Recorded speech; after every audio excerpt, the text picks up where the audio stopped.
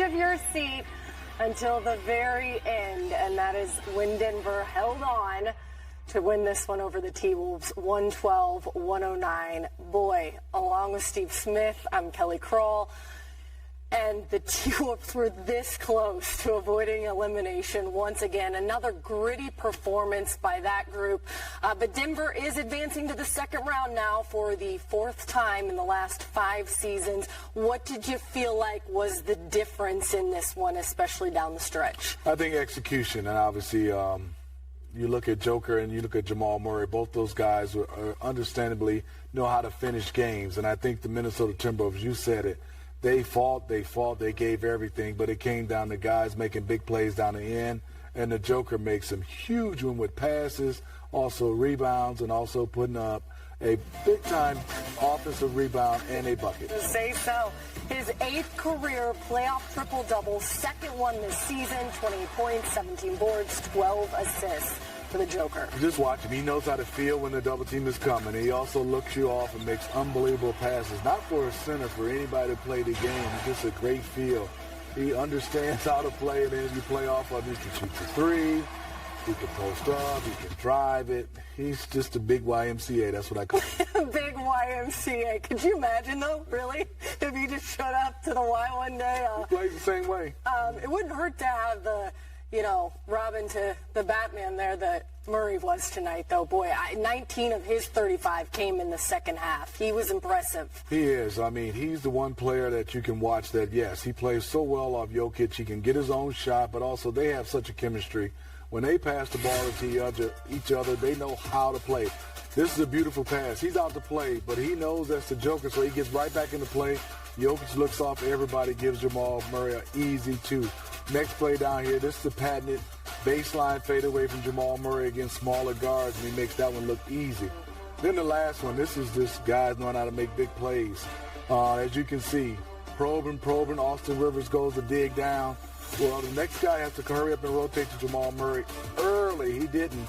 And then this is a play where we got a chance to see a lot of bubble Jamal Murray. This is just one-on-one, me versus you. Okay, hard dribble, step back, cash. And I give the bench a little bit of conversation before I leave.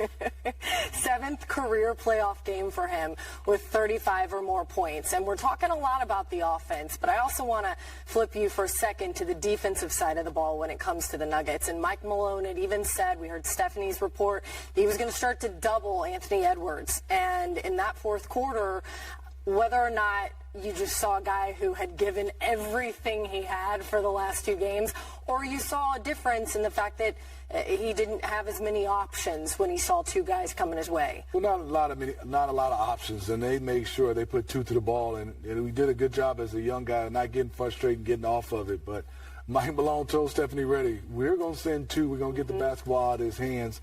Timberwolves did a decent job of making sure they stayed in the game, but they needed Anthony Edwards, who can make plays. Karl Anthony Towns played well, but I guess Michael Malone was saying, hey, he's not going to beat us, and that's a great strategy. I'm going to make sure somebody else and make him work extremely hard, and they did that. Still a close game, but I thought that was the right strategy from Coach Malone. Yeah, 29 points for Anthony Edwards, who'd had 30 in his last 3. He's one off, don't get me wrong. But just in general, where do you make what they were able to do tonight and now go into the postseason, or I should say the offseason, thinking about who they are as a group? Well, I think this group, they can understand that when they play hard and they play together, the Minnesota Timberwolves has a good team. They were missing a lot of bodies tonight, with all the injuries they've had, and obviously Kyle Anderson missing 3 guys, being able to play the game of basketball, and they really missed Naz Reid, they missed McDaniels, and obviously we talked about Kyle Anderson. So some guys stepped up that usually wouldn't get that much playing time. I think for the brass and the organization, they're going to have to find some help for Anthony Edwards, because this is a star in the making, and he's going to need some help to go to the next level. All right, I think that's the perfect way to segue into Chris Finch sitting at the podium right now for the T-Wolves.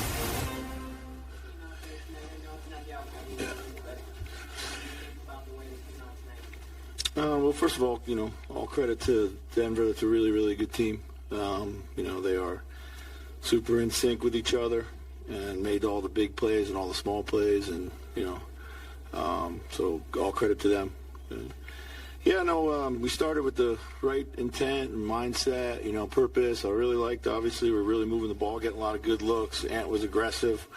We did exactly everything we talked about. Had a bit of some turnovers, I think, in the second, and, kind of got loose in transition on us. Tightened up the game.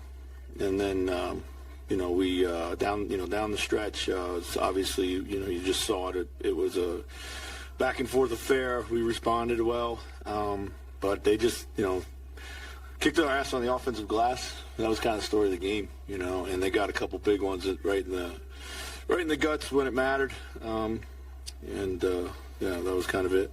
So. Chris was the one that Gordon got that kicked out to Porter. Was that kind of one of the? Yeah, that one, yeah, for sure. Yeah, that one. And I think there was one even like with a minute and a half or something like that too. We forced a miss and Gordon gets it again. So. Rudy had a productive game, but do you need just him to make one or two more plays there in those moments? Yeah, sure. We got to come up with the rebound there, but it's not just him. We got to get bodies on the other, kind of running in free from the perimeter, and it's a little bit of a we haven't been great on the glass all year, and it shows up when it matters most sometimes. So. What's it going to take, you think? Because last year, obviously, the playoffs, the West is such a big story there. What do you think it's going to take for this team to really become good on that? Yeah, it's going to take a lot better habits from our perimeter players boxing out. To be quite honest with you, we got to has to be a big point of emphasis, and sometimes. When guys are out on the perimeter, whether they're, mostly guarded by smalls at that point, they're just coming in free runs, and, it can't happen. How hard is it to kind of when Jamal Murray just going the way he did tonight, how hard is it to kind of slow down? He made tough shots. He's a heck of a player. He's made a lot of tough shots. I thought Nikhil guarded him extremely well throughout the entire series. Everything that he got was, for the most part, pretty difficult and challenged, and you just got to live with that. You can't lose your mind. I can only remember a couple easy ones that he got, like start of the fourth quarter. He got an easy one against our zone. Got one kind of drive and finish. But yeah, no, he's a hell of a player. He's a tough shot maker, and some of the keys to beating these guys and be able to take him out of the game. And he scored really well, but he had to work for him. We would have liked to keep his number down a bit, but all credit to Nikhil and Austin. I thought they did a really good job. He's a hard guard. He gets about 9 screens a possession. Any number of those are probably illegal, and you got to keep battling through. So. Is that second half kind of a blueprint for Carl moving forward in his career, how he can attack and should attack that? I think so. I mean, we found in this series, you would think, he could go down there and, be a little more effective in the post, but they were just, with the way they were guarding him, and then Jokic was sitting on his lap or just doubling him all the time. We put him in space and he attacked closeouts. I thought he did a really good job of playing simple and strong on his drives, playing through the contact and finishing really well. So it was good to see, for sure. Yeah. I thought, for the last couple of games, for sure, I thought he really played well on Jokic. The one thing I could have done, and I think it kind of kicked myself. I had a feeling, we had a feeling they were going to post Jokic out of that timeout. We were thinking about switching the matchup to put Rudy on him, and Cat ended up fouling him. But Cat had guarded him so well, I just wanted to, keep him in that rhythm of guarding him there. But looking back, I could have switched that matchup maybe. But nonetheless, he really battled him. I thought it was actually a key for, the turning around a bit of the momentum in the last couple games.